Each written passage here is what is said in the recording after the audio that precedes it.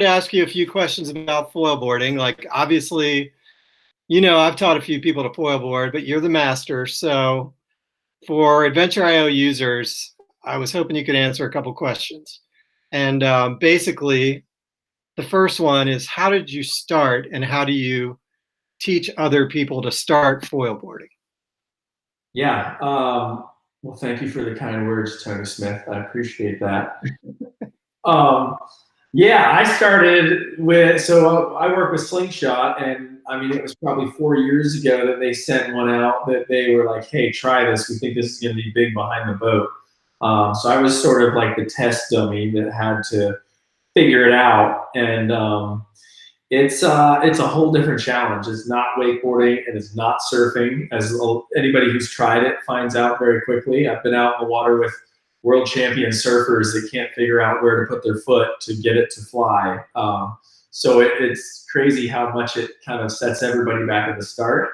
Um, but I learned, with a rope in hand, a long line, a short mast, um, and that's really the key to starting is a short mast is a great way to get into it without like making the learning curve just massive. It makes it Why easy. is that? Like, what's the short mast do for people that are starting to foil?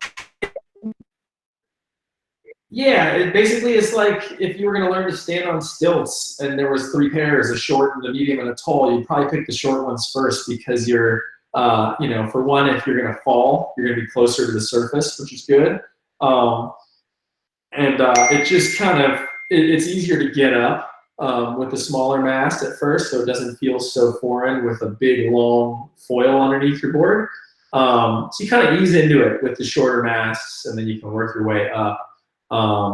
And a lot of it too, in learning boat speed is really important. So going slow is one of the biggest bits of advice I give to everybody. It's not, 50% of learning to foil is what you're doing on the board, and the other 50% is what your boat driver is doing. So if your boat driver is, Yeah, I actually like every time I have somebody take me that has no idea what's going on, I'm always just like, slow down, slow down. yeah, it gets super scary. Like I've been in some pretty hairy situations where the boat driver just doesn't know, and all of a sudden you're going 20 miles an hour on a foil, and you're practically hanging 10 on the nose to keep it in the water, because more speed equals more lift. So basically, the faster you go, the more pressure you have to put on your front foot to hold the board level and keep the foil in the water. So if you slow that down, for a first session learning, if you're going, I'd say a maximum speed of 10 miles an hour, that's kind of a good safe assumption. You even start less than that. I would start at 5 miles an hour and you'd be amazed. I mean, I've had guys that are 250 pounds out there foiling and flying at like 7 miles an hour. So you don't have to go fast. I would, treat it as if you're pulling, your 3-year-old daughter or niece for the first time behind a boat. And if you go too fast, you may potentially scar that person for life. Right. One thing I always tell people is like, you don't ever have to actually get up on the foil until you're ready. Because if you keep weight on your front foot, you can ride the board around the lake all day like it's a wake surfboard and you're just getting towed on a wake skate or a wakeboard or whatever. But as soon as you're ready, then you start letting off the front foot a little bit, and that engages the foil, brings it up, and you go up with it.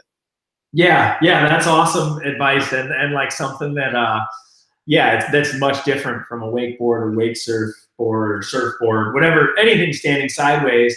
On most board sports where you're on the ground, you typically tend to lean back a little bit more. And with a hydrofoil, you have to lean forward more. So, if you were comparing it to wakeboarding, when you're wakeboarding, you're probably putting 60% of your weight on your back foot. When you're foil boarding, you should have 60% of the weight on your front foot to hold the board down on the water. It's always safer to have more weight on the front than less. So you can start on that, heavy front foot, which keeps the board flat on the water, like you said, and then just ever so slightly back off of it. Everything's very slow movements, very small shifts in weight. you can have them literally just kind of not even rock, but just like shift your hips back an inch at a time and find that hovering point where all of a sudden you feel it rise. And that's a big key to success too, is like when you feel it, like everything has to be slow motion and slow movements. If you make a fast movement, you'll probably get a fast reaction. And most times it's like, a dolphin just jumped up and, smacked you from underneath and sent you flying off the board. So slow movements are key. I knew we wouldn't get through this interview without you blowing up like you always do. What do you mean?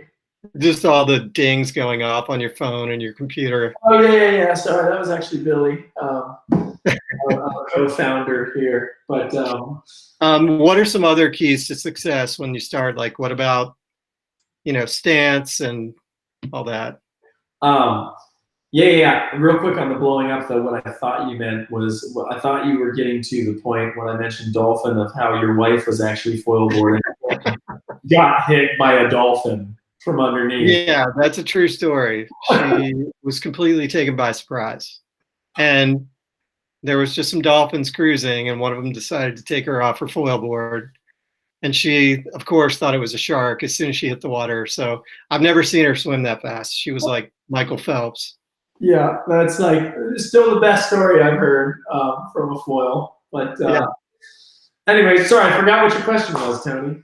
Oh, what about body position and everything? Like, obviously, one thing that people always do is they want to look down at the board, which I did, and that always ends up bad. Yeah. So pretty much the worst thing you can do is bend over at your waist. If you bend, kind of hinge at the waist and lean over while you're up out of the water, elevated, you're asking for it basically. What ends up happening if you do that is you end up putting way more pressure on your toe edge.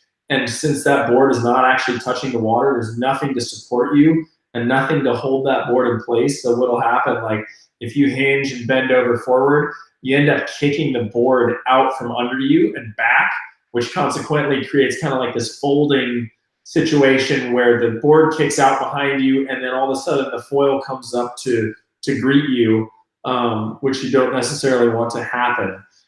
So like body position, the biggest thing is to try and stay really tall and really evenly weighted between your toes and your heels. I always tell people really strong pressure on your feet and really even pressure from toe to heel. You don't want to get too toe heavy or too heel heavy, because that ends up kicking the board one way or the other.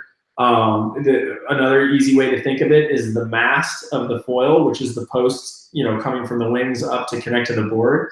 If you can imagine that extending all the way up through your body, almost like it was like a spear or something going through your body and holding you perfectly upright, that's the key to success to basically, avoid a nasty fall. Right on. What about so I'm pretty good at foiling behind the boat, like most people are. It's not that hard once you kind of get it, you get it. But it's a whole different leap when you drop the rope and you're trying to just ride the wave or the wake. What are some keys that'll help you do that better? Because you're obviously really good at it and you've been doing it for a long time. Yeah, I rode the foil for probably like almost a year with the rope, just cruising like behind jet skis or behind the boat with no weight. And to me that was rad because we were just figuring it out. And, honestly, that alone feels like you're powder snowboarding or something. You get the side to side and you get the up to down kind of like cushion feeling, which is really rad. And I didn't really even consider surfing it. I didn't think it was possible. Till like a year into using the thing, because we had nobody. I was one of the first behind boats to really adopt it, so I didn't have a whole lot of direction to look towards. But yeah, I would say the key, once I figured it out, I did it initially on the first wave of a wake surf boat, which is really pretty challenging because that water is really powerful and actually a bit like turbulent from the prop wash of the boat. So, I would definitely recommend getting good on a long line. And I've never really gone faster than like 15 miles an hour on the foil by choice, anyways. There is the exception of a crazy boat driver that doesn't understand the foil, but getting a lot of time with a rope in hand and really comfortable that way is I can't recommend that enough. When it comes time to surfing with no rope, an awesome way to figure it out is by going on that second roller behind the boat. So rather than the first wake or wave that's right off the back of the boat, if you go out on 70, 80 feet of line, it usually positions you pretty close to that second roller, which is a little bit less powerful and less turbulent. And you can kind of camp out there with the rope and find that sweet spot to where you start to feel a push. And then the biggest key is when you feel the push is to not make any sudden movement. The other thing, when you get that additional power of the push beneath you, it's going to want to make the foil come higher out of the water. So as soon as you feel that push, you have to put a little bit more front foot pressure to bring the foil down and keep it in the water while you get used to that sensation of not having the balance of the rope in your hand and all of a sudden becoming kind of independently powered.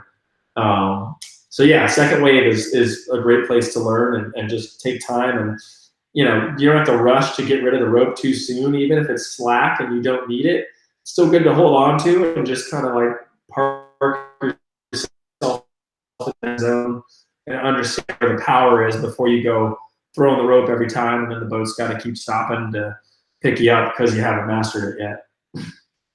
So kind of keep the board lower to the water, foil down lower, and ride that way with the wake until you kind of get it, and then you can start lifting it up to get less resistance and keep going.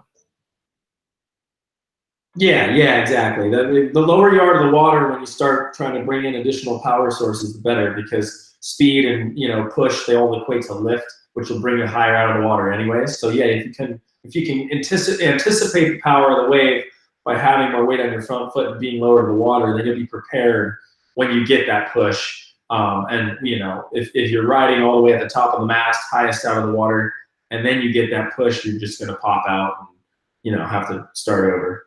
So most people they'll probably learn to do it behind a boat. I mean, a lot of kiteboarders take it up on kites, but behind the boat, what's kind of like the best wing shape? I have one that's really stable, but are there other ones that have other benefits, faster, slower, more maneuverable?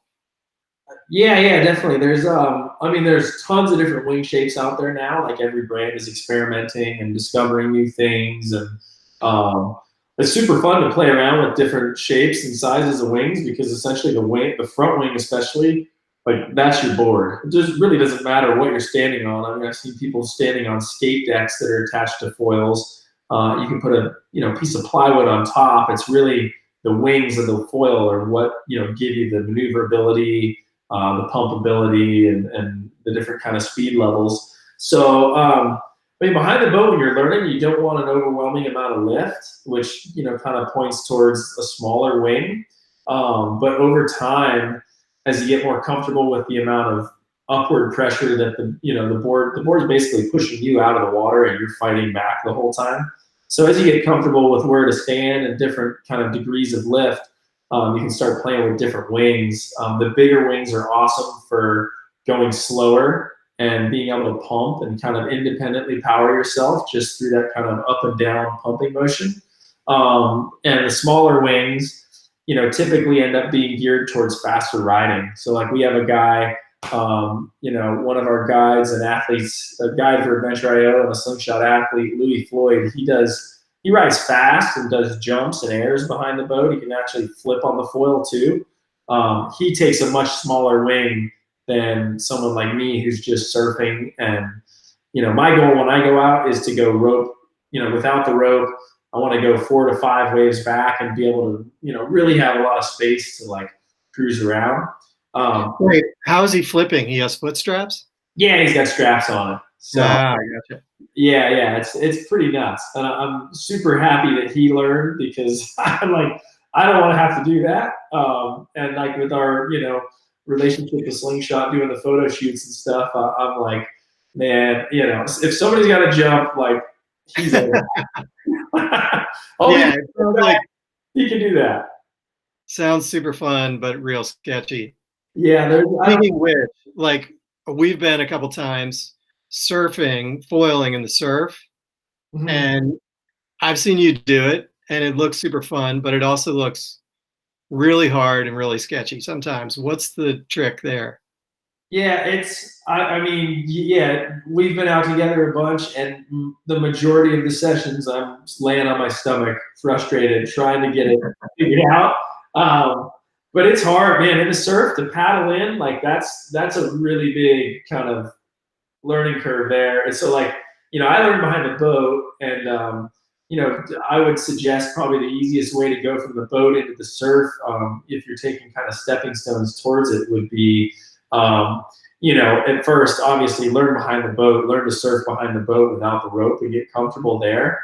When it comes to going out in the ocean, there's obviously a lot more chop and a lot more kind of surface, like you're not having to smooth the water, right? So you definitely have to be really aware of your vertical kind of whereabouts, I guess. But a good way that I've seen a lot of boat foilers get into the surf is by towing in, like behind a jet ski. You're already on your feet. You're very comfortable once you're on your feet, so it's easy to kind of get into a wave and then kind of take that baby step into riding the wave. It's crazy in the ocean, the amount of power, like the power increase from boat to ocean wave, depending on where you are and how big the swell is. Like, it's pretty exhilarating in the ocean, and definitely like my favorite. If I could do anything or go anywhere in the world, like right now, my ultimate thing, if I could go on an adventure in our app, if we weren't trapped in our houses, I'd be at the North Shore towing in with Jamie Sterling. Like, take me to the. I don't want to be anywhere near it when it's breaking, but take me a mile out when that thing's rolling Right. like a mountain of water. Is so much fun. It's crazy. But then basically from there, the final stage like is being able to go out on your stomach, paddle out, and be able to catch a wave and pop up to your feet, and then get on the foil and start cruising. So that's kind of like that's the top tier. And even surfers that want to get into it, even if you're Kelly Slater or Joel Parkinson, it's like you got to go behind a jet ski to figure this thing out first. Like, you can't, if you just go out and have never done it and try and paddle into a wave, like it's pretty wild. Yeah, and I think like the ultimate is actually catching the wave, then they pump out back at the next wave, catch the next wave. Yeah, it's like, come on, man, that's not fair. it's crazy, huh? I Really cool. one time I've actually connected one wave to the next, and it was like I felt like the king. But I mean, to be able to do just loops and loops, and that's just a whole nother world of pro that hopefully one day I can. That's my latest passion and where I hope to be, with a lot more practice. So. Right on. This is empty. So let's do a quick speed round to end it up. When was the last time you went foil boarding? 2 days ago on the pond in my backyard. Who is the person you'd most like to foil with? Kai Lenny. Where? Anywhere. But actually behind my boat, so I'd have a chance at hanging with him. Not Jaws? No, so that's probably a little too big for my taste. What's the deal with that guy behind you? The alien guy? Yeah, what is that? That's a directional wakeboard from Slingshot. It's called the Space Mob. And it's ASIM. It's a flex board for the cable park. And it's the first in wakeboarding of a directional asymmetrical wakeboard. So pretty cool. Kind of got that throwback or retro snowboard vibe to it, and definitely makes wakeboarding feel different than it ever has before. Damn, I didn't even mean to give you that big of a plug. What's that? I didn't even mean to give you that big of a plug. All right, so last question. When all this is done, where's the first place you're going to go to eat?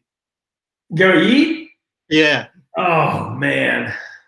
Come on, man. You've had like 2 weeks to think about it. Pizza for sure. There's an insane pizza spot in Charleston. Monza is my favorite spot, and yeah, I'm definitely dying for some greasy pizza and to touch elbows with somebody. Hopefully that's all. All right, man. All right. Thanks. Cheers, Tony. Cheers, bro.